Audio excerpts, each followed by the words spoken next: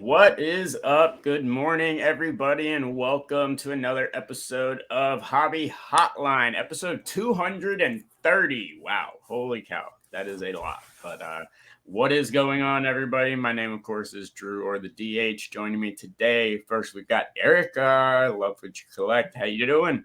I'm doing great. I'm happy to be here. Fresh off of attending the Philly show last night, Nice. so it was okay. It was interesting. I always find it very interesting when you have a multiple shows going on the same weekend. So Yeah. Yeah, yeah, absolutely. And I want to hear about that Philly show because I hate that I'm missing it right now, but I have yeah. enough travel coming up this month. And also joining us today, we do have Heroes for Sale, the man Adam. What's up, dude? Just doing content, as much content as I can. Things are going well. Obviously excited to be here. Excited to get into some of the great topics we have today. Yes, well, that we do, guys, and always, as always, feel free to call in, join the show if you'd like. If you've got any questions, comments, or anything that you'd like, you can call in on video or audio. Just click that link right there. I'm going to put it here in the comments as well. All you got to do is simply click the link. That's it. You're more than welcome to join the show. We would absolutely love to have you guys. But yeah, we'll dive right into it, and I guess we'll start with some of the big news that just dropped. That I kind of saw coming, but we'll see what everyone says.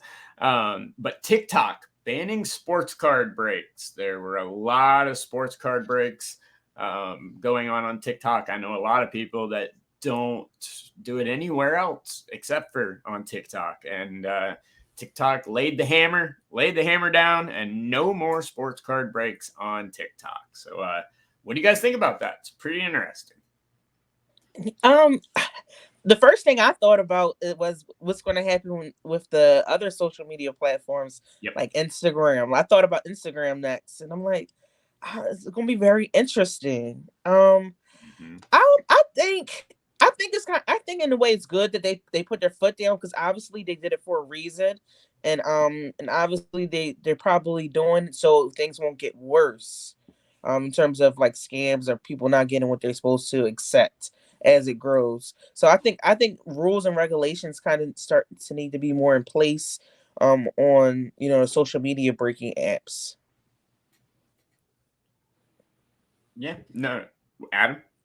Yeah, I mean, for me, I think breaking and like opening packs of cards has been fairly popular on that platform, to be honest. Yes. I mean, I think what you probably will end up seeing in the future is going to be like one of the things. Actually, uh, uh, one second, sorry. You're fine. You're good, no worries. We have a Yeah, sorry about that. we got a crowd. Yeah, sorry. The one thing, at least from all the social media platforms, like I think it'll be interesting to see what Instagram and Twitter maybe do because like they have adopted TikTok's features a lot quicker than the other way around. Like Mhm. Yeah. also I think there was money to be made in breaking and like on the platform. So like if somebody in some sort of marketing or finance department saw that there was money being made on the platform and they weren't getting a piece of that, they were probably like, we're not doing that anymore. Like Yep. on Mhm. Instagram, I think there is like the shop feature, but like I don't necessarily know how many breakers are using that shop feature to sell breaks. But if they are, Instagram and Facebook are getting a piece of that money there. Mhm. So, I mean, overall, like, I guess we'll see. We'll see when it comes to like what they do next. Because, like, also the one thing about TikTok is the platform is very fluid. Like, they change a lot of stuff all the Yes. time.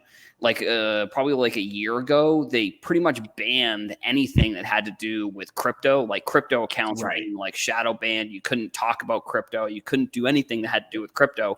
Now they've loosened it up a little bit, so it's not as strict. So I don't know if necessarily that's the next step for TikTok when it comes to like card breaking. Um, but I mean, I guess, like I said, we'll see. Like TikTok's been, since I've been using it, it's been very fluid and like things have changing.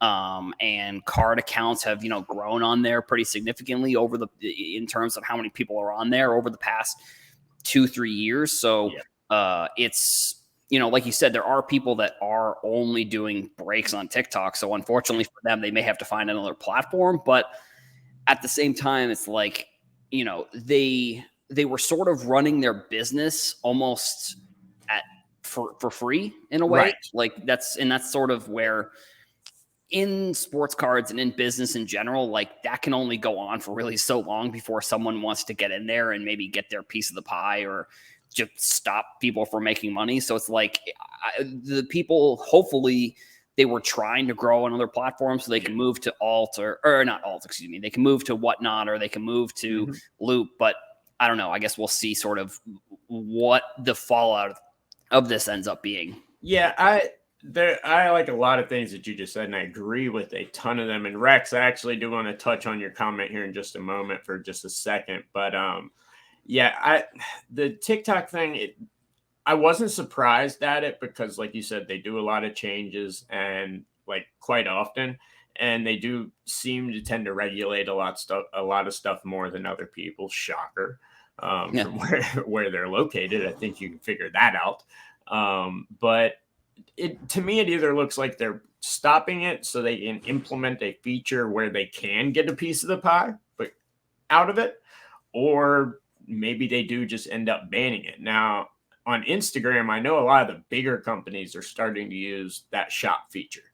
A lot of the smaller companies and stuff, absolutely not. But I know a lot of people that do utilize the shop feature greatly on Instagram that are sports card accounts. But the breaking on there is gonna be interesting to see what happens. I don't use TikTok much. I'm fully aware of it, have an account and all that type of stuff, but I don't use it a ton. But luckily for people that are just breaking on TikTok, there's 1,000 other outlets for you to choose from. And that's kind of where I want to touch on Rex's comment real quick. Rex, in regards to the Fanatics platform, they mentioned at the Topps conference that all products, including Panini products, Leaf products, all that type of stuff, Upper Deck, anything, it'll all be allowed to be sold on that platform. It's not going to be Topps exclusive. Now, there will be breakers that are on there that are signed up through them, and there'll probably be a process to do that. But in regards to what cards will be sold, they specifically did say that it would be all brands, not limited to just Topps. So did just want to let you know and throw that out there. But in terms of all that, it is kind of questionable because Instagram has a massive breaking presence. I just know from accounts that I follow, I get notifications every time I'm on there. So-and-so started a live video, and I know right away if it's a break content, and I see it all the time. So that it is kind of interesting. And then Facebook groups, Facebook knows it's been going on for a long time. It's kind of started on Facebook. Facebook does their group checks. They've shut down groups that do it wrong. I think they know it's going on, and I just don't think they care personally. Or if they do, they haven't done anything about it. But with TikTok doing it, doing this ban, do they start? Do they start to pay attention? Do they start to care? Because there's a lot of money going through this. Like you said, some people made their living just off of TikTok breaks. I know somebody personally that has no social media presence anywhere except for on TikTok that would do thousands upon thousands in 2 hours. And so there are quite a few that relied on that heavily. So it's interesting and kind of a shock. I think too, one other kind of thing I was thinking about was like, this honestly might have just been a decision by like one person. Right. Like when it comes to these big platforms, like, although, obviously us as a card show or everybody in sort of the card world, it's like, it's our everyday, but like for somebody who's making rules or changing rules on platforms, like they may not even know what card breaking is. Like they may just look at it because the other thing is like one thing that I think that they banned was like scratch tickets. Like that was like another weird niche. No, that was a massive market. Someone would buy up like 100 of them, and then they'd go in and sell them and do them together and split the money and stuff like that. Yeah. Yeah, so like it may have just been like one person making a decision that Right. they didn't, like I said, they don't even necessarily know what sports cards are. They don't know what sports cards breaking is. So like Yeah. they may have just looked at, or I mean, it's really like it could even just be like maybe the person making the decision had a kid that got ripped off on TikTok, and then they decided that they wanted to ban it. So it's like it's not like it's going to this big committee and they're making, and like a bunch of people are making the decision. Like it was probably like 1 to 2 people in a department that decided to make this decision. So like what went into that, we don't really know. It could be as simple as one of those, or it could be like, I don't know, maybe they've been looking into it for a while, but because it just seems sort of random that they just decided to do it. I guess that's kind of my other thought about it as well. Yeah, I agree. It's, or it could be a couple issues that alerted them on it. I think it's very interesting, and it's also interesting because they might allow it back eventually, but maybe with some different rules, or maybe they might implement some like settings where they could get a piece of the pie. So I could see that coming back possibly.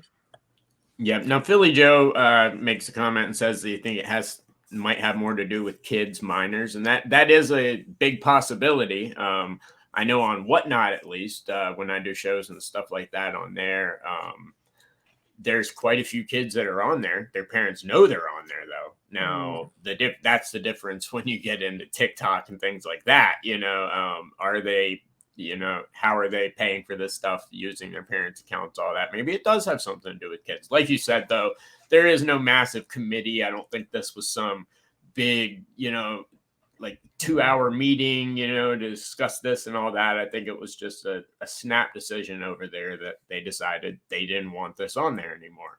And they're known for doing that quite a bit. So it's no shock to me. I mean, personally. But Foul Ball says it's the beginning of the TikTok fail. They're getting banned in the USA soon. I don't know if they'll get banned in the USA soon. I am not a fan of the platform whatsoever. So I would be perfectly fine. Did and went away. But we'll see. What do you guys think about that? I mean, do you think in regards to all this, do you think it's leading towards that, or what's all this? That's the rumor. I've heard people say that. I don't know what to think, but because I personally don't utilize the app as much either. Just I'm more of Facebook, saying my age, and then Instagram, and those are the two, and then of course YouTube.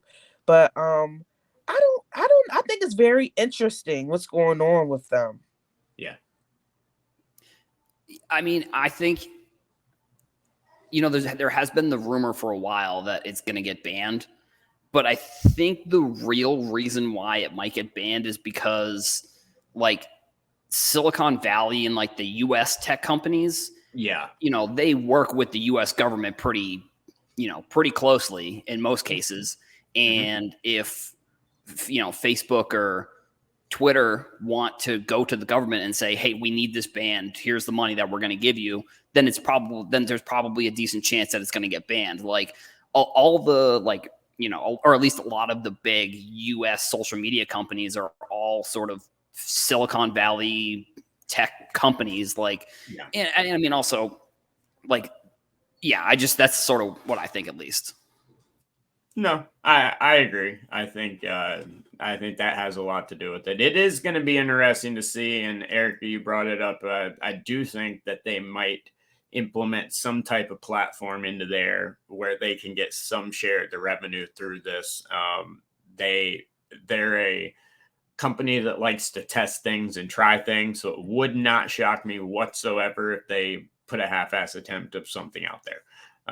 I think that's quite possible. But big news, obviously, and big news for a lot of people. TikTok banning sports card breaks. As Rex says, you should be 18 or over to buy in a break, in my opinion. Too many opportunities for kids to be taken advantage of right now. And Rex, I agree with you. I have so many kids that I've interacted with and seen people take quite a big advantage of kids. US Sports Cards also says he has a hobby goal for the weekend is to cross over 25K listings in his eBay store. Wow. Good luck on that goal. I've got next week, I've got to goal of entering about 20,000 cards for people into PSA. So I know those goals. But guys, something that kind of ties into the whole TikTok thing and something that I think we need to touch on a little bit is the alt and BGS stuff going on. If everyone's not aware, alt is suing Beckett right now in BGS over a Steph Curry gold rookie card that they graded a 9.5 that after further review and a whole bunch of stuff that went on, Adam, I'll let you go into it if you'd like to, was discovered to have been trimmed. So that they are now suing Beckett. And this is, it sounds like just another lawsuit. You hear stuff all the time in the hobby. There's a lawsuit going on here, blah, blah, blah. It doesn't really mean much, like the class action against redemptions. Good luck, guys. Have fun. You're losing. But I mean, stuff like that, that's just whatever. This one's a little different. I think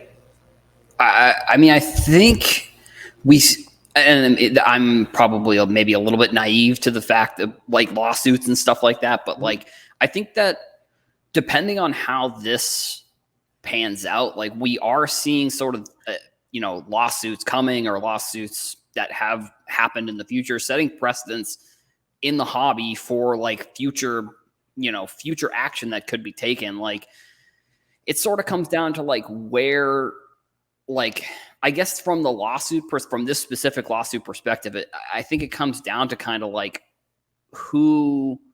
where is the liability, and if the person or company that's liable, like if it's actually actionable in the court, like, right.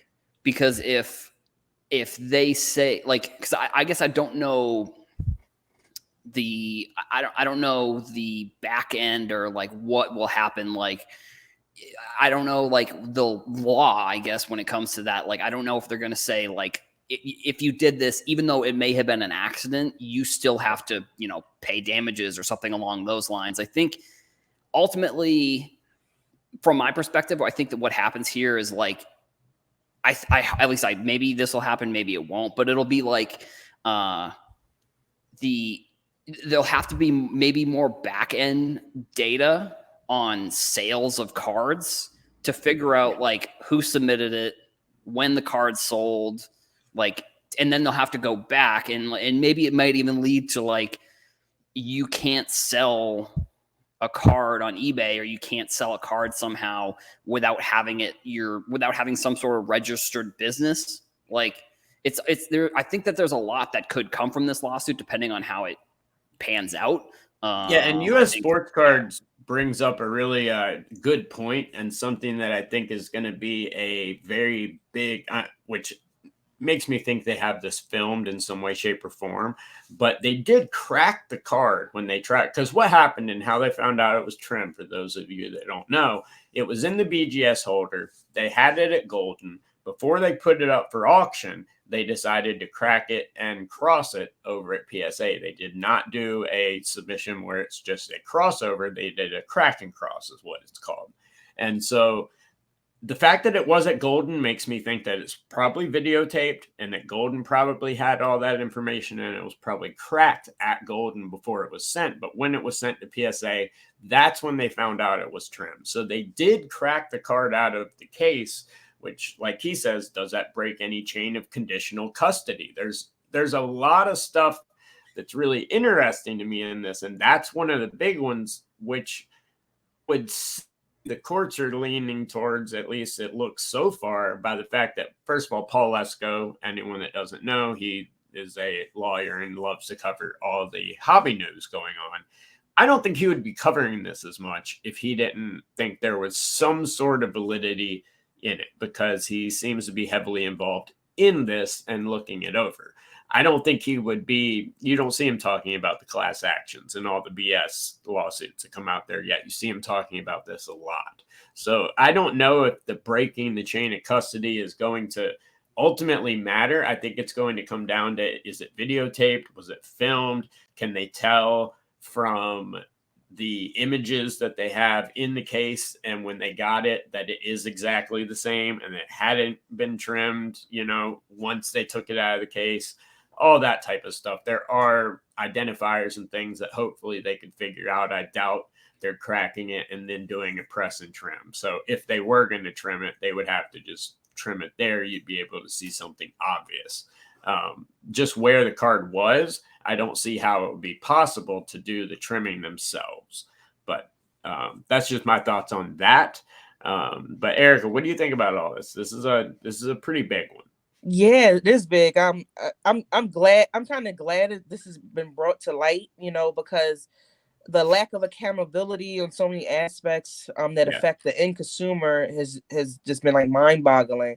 It's just to the point where people will just be like, "Oh well, that's what it is." Could be something as simple as buying some wax and the guaranteed auto in there is not in there, or the card's been eaten by Benji the dog.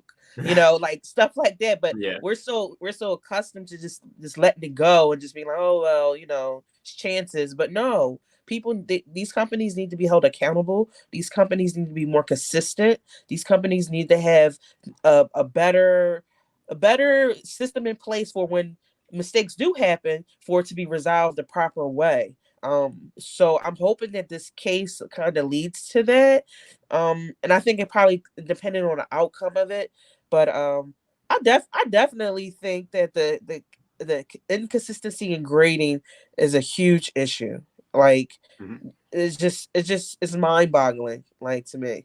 Oh no, I agree with that 100%. I mean, I deal with over probably 500,000 cards for PSA a year, and the absurdity in some of the grading that I see, in a company that I support, and a company that I like, and sadly, next to them and SGC, in my opinion, have the best grading standards, and so even that, I see so much frustration. So the inconsistency is massive, and that is a big problem.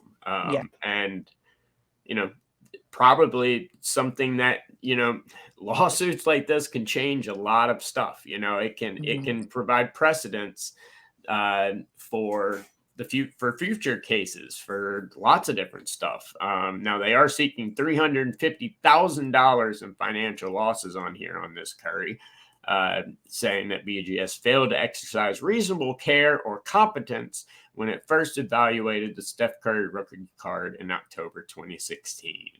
And so Alt says, relying on BGS representations, they massively overpaid for nearly worthless trimmed card. Now, Philly Joe makes a very, very good point that I was actually going to bring up, that grading is just an opinion. True. It is not something that is automatically guaranteed. We have just taken it in the hobby and accepted that these are experts, that it adds extra value. Ultimately, it is just an opinion. So, I mean, I don't know. It's an interesting one. Bay Area guy says, it doesn't matter if a human or a computer grades a card, it'll always be based on eye appeal. That I agree with. What do you guys think in terms of that?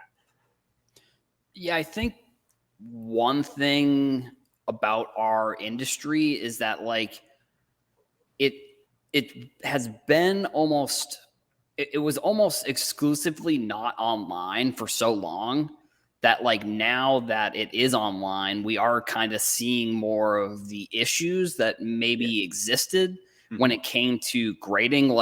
If this card hypothetically, if this happened, I don't know, 10 years ago, there's a chance that we never even would have known that this happened and then this Steph Curry rookie card potentially is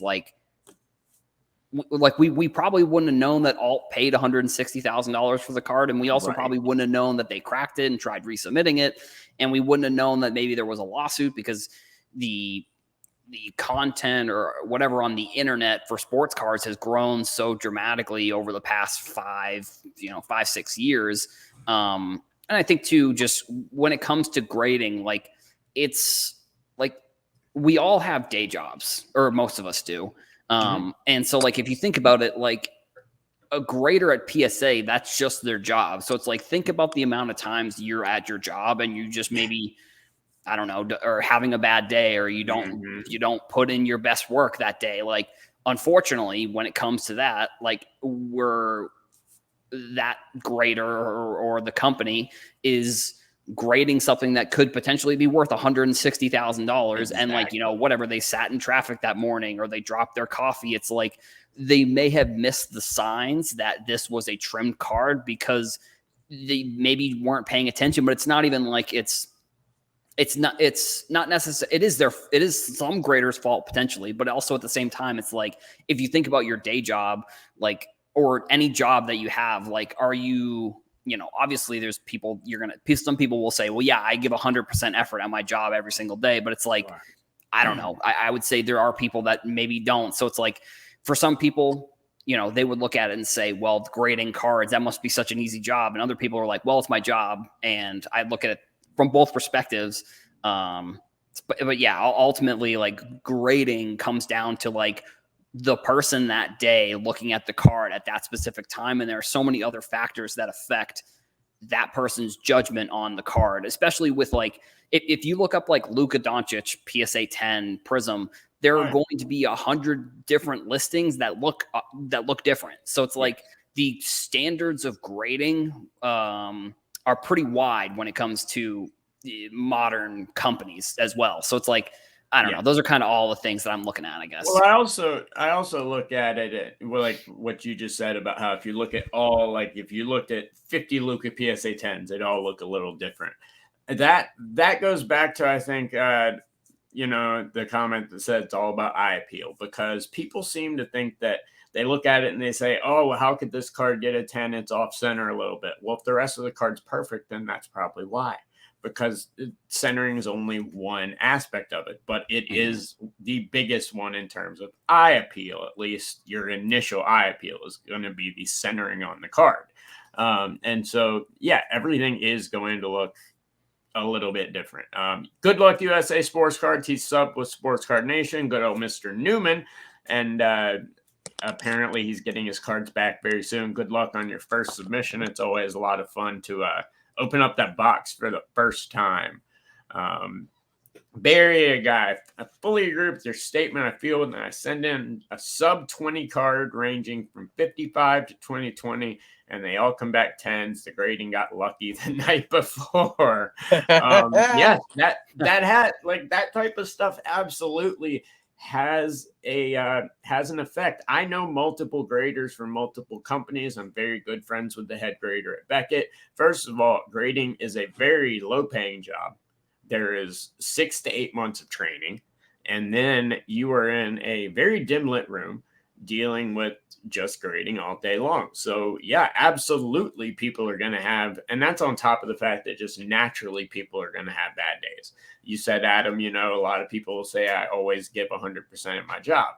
Yes, from your perspective, you do. Right. But in reality and the perspective of other people, there's going to be days where you don't. And that's just being human. It's being normal. But a lot of people can have it affect them in different ways. And obviously, you see so many different graders. Graders are leaving. Graders are coming in. Well, if they're on their way out, it could be a whole lot worse. You never know. And so it really is a crapshoot. And the problem with it is, Adam, you kind of highlighted it as if someone has a bad day, let's say at just like McDonald's or something like that, or Walmart, then it might affect the customer a little bit, but it's not going to affect them a lot. If a grader has a bad day on someone's cards and they're grading those cards that are $350,000 curries and $100,000 cards, or even a couple $100, where a 10 to a 9 goes from 5,000 to 350 to 400 bucks, the difference in the grade. Well, that really trickles down to the consumer, and that's the big issue, is that it ends up hurting the consumer a lot more when they have those bad days. And so it's a dangerous game, but it's one that's been accepted in the hobby. Agreed. Well said. Definitely well said. I fully agree. Adam, anything else on alt and everything before we move on? Or yeah, I mean, like, I just think I look at it a couple, again, obviously there's differences in opinions, and I think everyone's going to have a different opinion about grading. And it's always a hot button topic whenever people are talking about it, because some people love it, some people hate it, some people love PSA, some people hate PSA.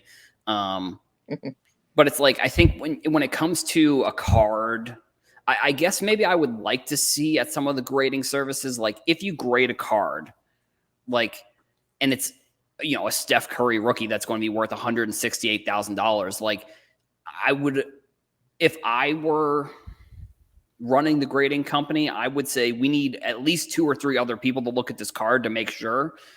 And I guess it's almost like you have to be careful, because it's like how they're grading so many cards. How closely can you look at every single one? Like right.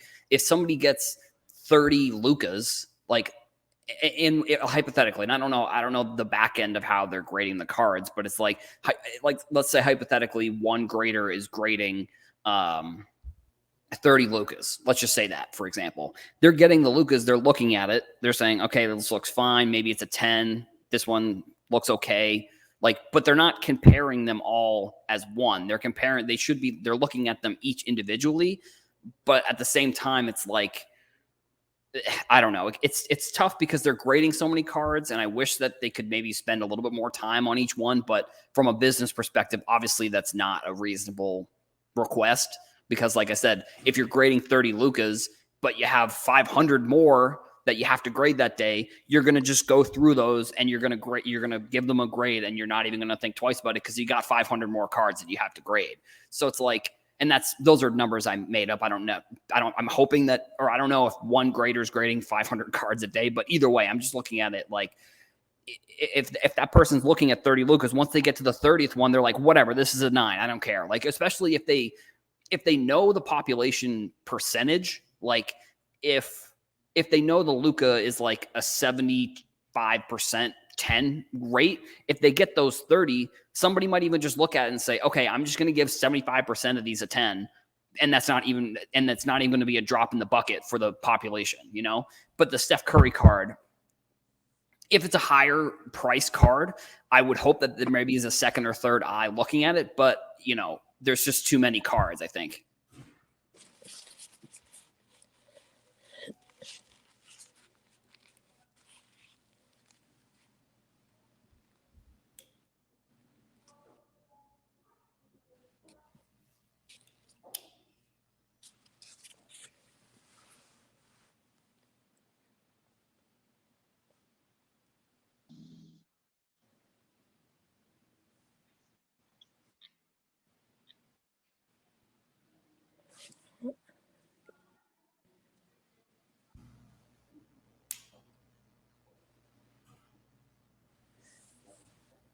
My hair was. I can't hear. For some reason, I don't know why. Okay. We were muted there for a second. Okay, no worries. You're back. Yeah, What were you good. saying? Good deal. No, I was saying that in regards to Bay Area guy, where he said Peter Steinberg said it best, they're the referees of your cards. The big name cards, I will say, I do know for a fact, they are looked over by people. Say they're looked over by a supervisor and then a manager. And I believe at SGC, I'll confirm with Peter this weekend, and we'll put it on the socials. But I believe as well that once the grader looks at it, a couple other people look at it as well at PSA. I can confirm with Beckett too that they do the same thing. But if a grader grabs a random box and it's 30 Lukas right there, they're churning those out in 20 to 30 seconds, honestly. Like per card, you might get a minute on the card if they've got a look, or if they have like an idea that there may be a scuff or a dent or something like that on it, or if it's some of the refractor cards with prism and stuff like that, where it's a little more difficult to see imperfections. Those take a little bit more time, but when you ask and if people are grading 500 cards a day, absolutely they are. I can confirm that 1,000%. So, I mean, it's interesting. I don't, with alt and the whole BGS thing, I think BGS honestly just missed it. And the first time around, and this goes back to we had the FBI raid this weekend on the big trimming scandal. A lot of those cards that were trimmed were put in real PSA holders. They sent a lot in and got them through. This stuff gets through all these grading companies all the time. There's plenty of people, Wax Museum, who tracks the RPAs and the swapping of the RPAs. How many of those have gotten through millions of times by grading companies? So, I mean, you see it all the time. There's still Troy Aikman fake autographs that were auto penned from Topps in PSA holders are still out on the market, and they tried to do a recall on them, yet they still grade them as authentic autographs. So I think it's a case of it just got by Beckett. And then once it was moved to a PSA slab, now that Beckett's values dropped so much and it's really under SGC values now, obviously they wanted it out of that slab. And then that's when they found out that it ultimately was trimmed when it was looked over a second time. But we did have US Sports Card ask, was Alt the company that compromised their consumers' data when they were in their early days? Yes, they are. Alt has had a couple of issues that has made some people quite upset in the past, and I know a lot of people have strong opinions on Alt. But in regards to the lawsuit, I ultimately think Alt probably loses this lawsuit. If I had to guess from today, what I see right here, I think they ultimately lose it, not because they cracked it out or anything. I just don't think logically it's possible for them to have done the trimming. But I just don't see with what we talked about grading being the refereeing of your cards, being subjective and all of this type of stuff. I don't see how they can quantify that. Now, of course, selling a fake card and everything, that's a different story. But I don't know. Something tells me they're not going to win this. There's too many variables and there's not precedence in the industry for them to really have a lot of a leg to stand on, in my opinion. Yeah. I actually have a question for you guys that I'm interested to know your opinion. Like, so obviously in this scenario, it was maybe a good thing that the card was cracked, but like, do we think that like the grading companies should either put some sort of like sticker on the inside of the cases or some sort of way that makes it so you can't crack cards? Cause like, I think I'm very 50-50 on like if I think it should be, because like I said, it's grading is all subjective. So it's like you could get a card graded and crack it and get it graded again. You could do it 10 times and you could potentially get 10 different grades on that card. I mean, especially if you're cracking it, there's probably a chance that it's been dinged a little bit. But at the same time, like, do you think that there should be a way that stops people from cracking cards, or do you think it's like something that's like once it's graded, if you look at the card and you think it should be a higher grade, you should be allowed to get it regraded if you want, I guess? I 1000% think that there should be a way, and I don't care if people are assigning that, hey, if I'm going to get this graded, that there's some type of mark that's, issued, on the card or something in some way, shape, or form. I do think that I don't think that there should be a way to make them stop people from cracking it, because like I'm collecting the Bryce Williams rainbow. Well, that's one that I have the super in a SGC slab. So I want all the other ones in an SGC slab to match, because it's for me. It's personal. It's not to resell, nothing like that. So if one of the only ones that I can or all of the other ones are graded by BGS and PSA, I'm going to want that card cracked to sub it for my PC. But I do think there needs to be a way to tell if the card has been removed and has been crossed over. And it would take the grading companies, I think, working together and tracking serial numbers to even be able to do it with cards that are graded.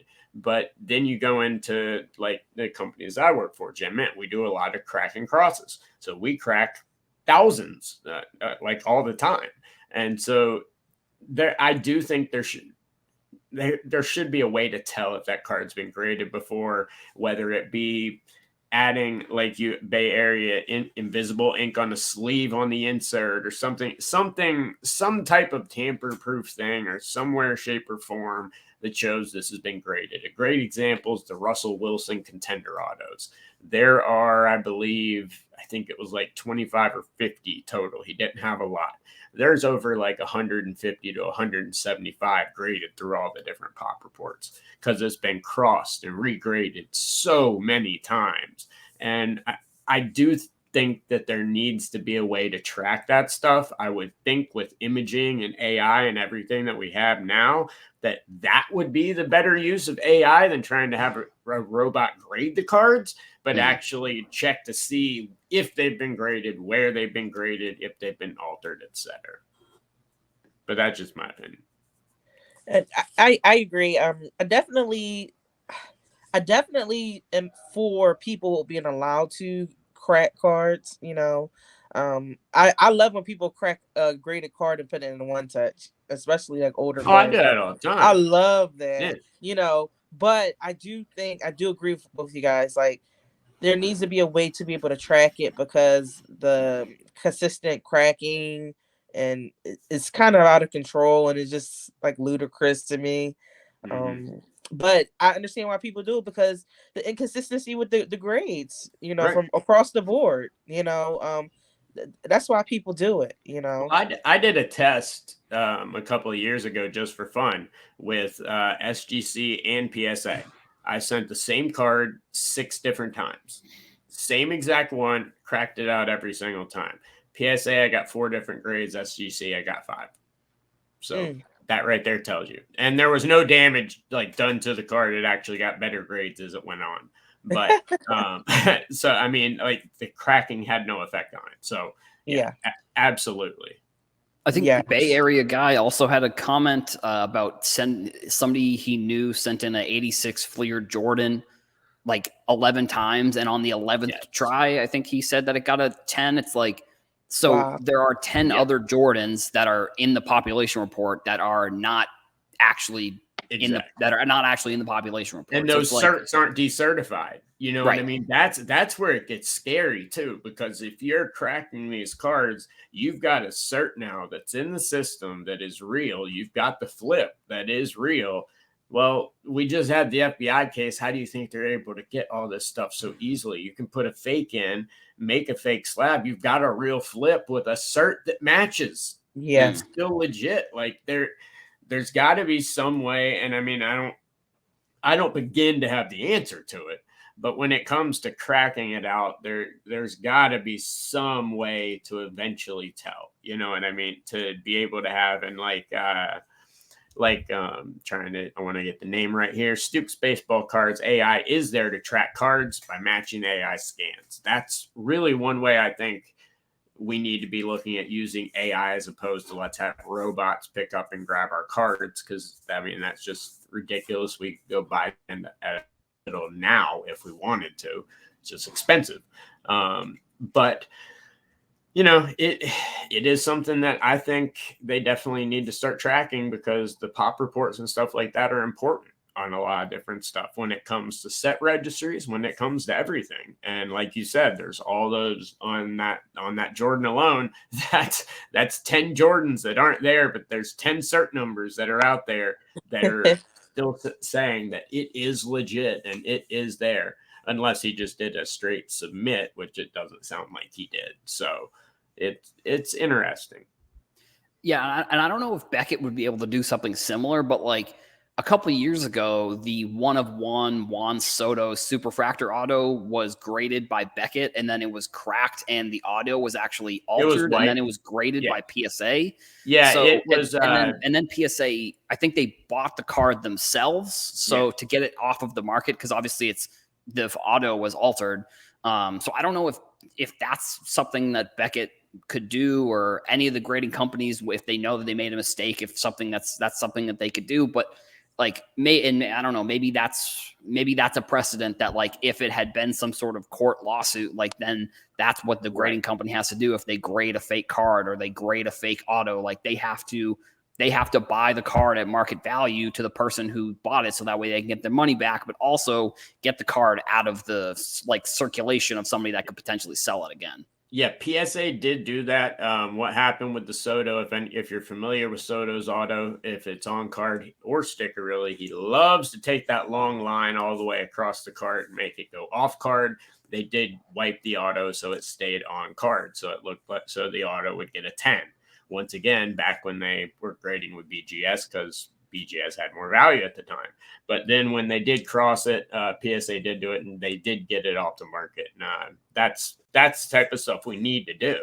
And that's a massive card. That was a huge card at the time. So, but we do have a couple of interesting ones. Kamikaze Sports Card Hybrid, putting chips in the slab, dye pack that squirts ink on the card. I don't think I want to go there. When it comes to cards, but that is quite interesting. But yeah, so we'll see what happens with all that. But yes, Alt is suing Beckett. We'll keep you guys up to date, I'm sure, as this goes on. As I think we can all agree that whatever the decision is on here, it's going to set precedents as if it goes all the way through to a decision for a lot of other stuff in the future. Like, this can affect a lot of other scams, frauds, and issues in the future if Alt were to win this, or even if they lose, the wording that the judge uses and everything. This is going to be used as a precedent for a lot of things in the future, I think. All right, y'all. Before we wrap up today's show, figure we touch on something real quick that really touches close to home to me. But we had a little NFL news that's going to really shake up the quarterback market in the hobby. The Chicago Bears trading the #1 pick to my Carolina Panthers. We now have the #1 pick, which is never a good thing to say.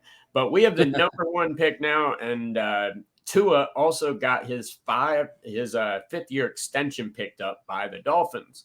So in the last 24 hours, we've had 3 teams. Basically, we've got the Panthers saying, hey, we're going to bet on somebody else instead of try and bring in a grizzled vet to run the system.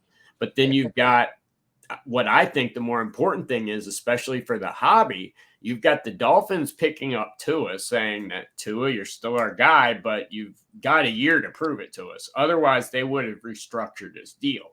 So they're kind of saying, yeah, you've got that chance to show it to us. But the Bears, by picking up everything they did, they got DJ Moore, which, guys, DJ Moore is one of the most underrated receivers in football. This kid is a beast and exactly what Chicago was lacking. And he's expensive, but they got him. They kind of showed that Justin Fields is their guy. So we've got 2 quarterbacks from the last 2 classes that are now kind of thrust into the spotlight again, as the teams have said, hey, you're our guy. We're going with you. What do you guys think about everything that's going on in the football world right now? The trade and the Dolphins picking up Tua. I think these teams are just trying to play a little bit more safe, because I think that Deshaun Watson going to the Browns and getting all that money and stuff really has a trickle effect on the quarterbacks. Yeah. As you can see with like Lamar Jackson's situation and stuff. So I just think they're just playing it safe with the younger quarterbacks and the contracts that they have currently. So I'm not surprised at all. I'm not surprised. I think majority of the quarterbacks are just on the same playing field. You just have the top 3. But other than that, everybody's kind of just on the same playing field. And also, too, the Russell Wilson situation, him bombing so bad, was just, not good as well. So I think that's trickles effect on other players. Yep. Yeah, it's crazy. It's crazy how time flies like that. The Dolphins are actually already picking up Tua's 5th-year option. Like, it feels like he just got drafted. Like, that's crazy. Yes. But I think the other thing too is, like, when it comes to quarterbacks and young quarterbacks, like, I think it's good that teams are investing in their own players, because if you look at like a quarterback change, so like let's just say the Dolphins, for example, like they invested a top 10 pick on Tua.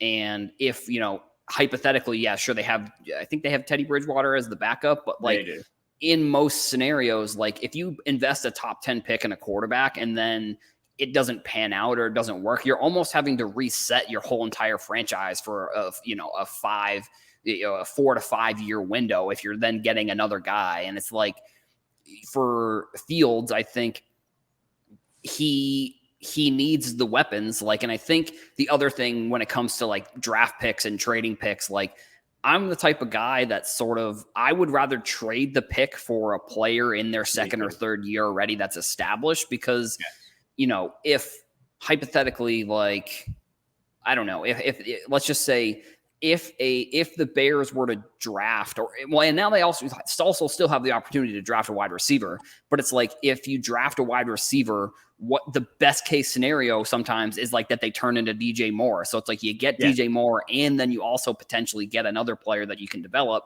So it's like I look at draft picks and trading capital and stuff along those lines, like especially in the NFL with like so many players and so many picks, like if you can turn a second or third round pick into a player that's a starter on your team, like that's best case scenario for that pick in the first place. So like you're already almost skipping the 2 or 3 year window that you would have had to develop that player. Sure, they have to come into the system, but like getting a player instead of drafting a rookie, like I like the trading picks for that reason, or even just trading picks for other picks. It's also so interesting too. Like they got so many other picks for the number one pick. Like, it's like, who's to say they don't trade the 9th pick for like the 15th and then like another one or something along those lines. So like I think like I think it was like the Jets or some team had like, it was either last year or this year. They had like 4 like top 15 picks or something because they just were trading first round picks and got a bunch of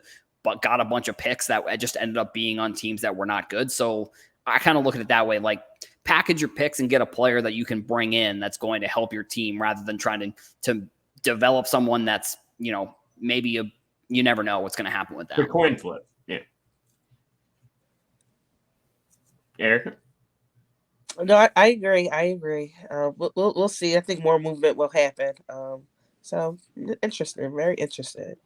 No, definitely. Bay Area guy says there are, and you look at the names we talk about just these guys, but the NFL is about to have like a basketball trade deadline shakeup with quarterbacks. Honestly, Aaron Rodgers looks to be out. If he ever gets out of the ayahuasca phase, he might play some more football.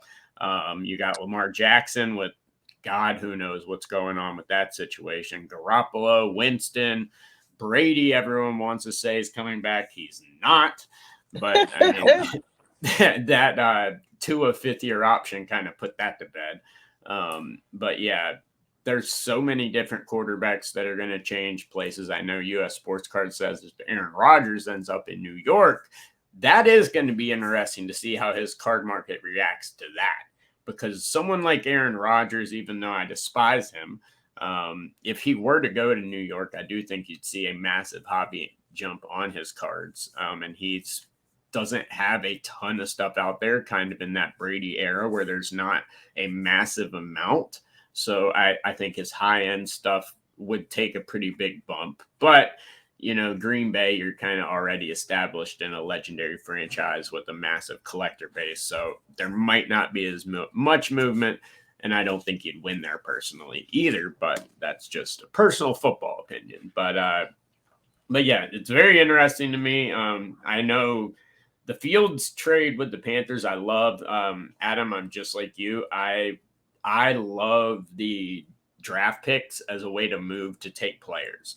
Because if everyone listens to any show I do, I always talk about I have a 3-year rule. I look at a player after 3 years once they've made their debut before I judge them on anything. because it takes a lot of time to adjust to the pace of play, whether it be NBA, NFL, or whatever, the hitting, the scheming, everything, no matter what it is in any sport. So I give it about 3 years. I would much rather move that capital around for established players. Now, in the Panthers case, I see why they did the number 1 pick move. And I don't mind it, because we were at 9 where we were probably going to be forced to either take somebody we didn't want or use that pick somewhere else or trade back. And so if you've got a whole new coaching regime in Frank Reich and a massively talented coaching staff, they want their guy. Apparently they feel that they found their guy. Otherwise they wouldn't have made this move. They would not. I don't see a brand new coaching staff trading all of that up for someone that they don't know that they like and they know that they want. And so I think they know exactly who they want, and they want to build around that person. So I get it, but at the same, there's no quarterbacks available. If Tua's option hadn't been picked up or something, I say, okay, hold on, maybe go after Tua, maybe go after a Lamar or somebody like that. But apparently these guys saw somebody they liked. So I see why they use the picks, but I love the picks for grabbing, already in the league established talent. Otherwise, you're just doing a coin flip. Yeah, the Bears' tank job this year actually was maybe the most impressive thing I've ever seen in sports. Yeah. Like for like 4 or 5 weeks there, like people were like, they might make the playoffs. And then like you get to the end of the season and somehow they got the number 1 pick and everyone still loves Justin Fields. Like it was pretty remarkable. Like from a fantasy perspective, like he was like a top 5 quarterback. Like if you had him in fantasy, you could have played him the whole season and he would have done like all right. But somehow the Bears still lost enough games that they got the number 1 pick somehow. It was really, he was 34 yards away from breaking the all-time rookie rushing record for a quarterback in a tanking season. I mean, it was impressive. It was probably the most impressive thing I've seen the Bears do in a decade. Yeah, right. So we'll see what happens. It's going to be interesting. It's going to be a lot of fun. But guys, we had just a couple minutes here, so I guess we'll probably wrap up this week's show. I got to go do my best Ted Lasso and go coach some kids in soccer. But thank you guys so much for tuning in to another episode of Hobby Hotline. Adam and Erica, thank you so much for joining the show today. Guys, remember, we are live every Saturday here on the Bench Clear Media Network. A lot of stuff coming up soon, so make sure to check all of that stuff out. And of course, hit us up with anything you need. Make sure to check out everyone's shows. Adam, Erica, love what you collect. Adam's sale, me get that potograph. And everyone else's shows, Sports Card Nation and all of that. And Hobby News Daily at the website launching April 1st as well. That is not an April Fool's joke. It is real. I know Erica's writing. I am as well. So definitely check that out. It'll be coming April 1st. Enjoy the weekend, everybody. Hit some of the shows up. I know the Philly show is going on. A lot of different shows going on. So have some fun. Get out there, enjoy the weather. But thanks, everyone, for tuning in. We'll see you guys next week. Bye.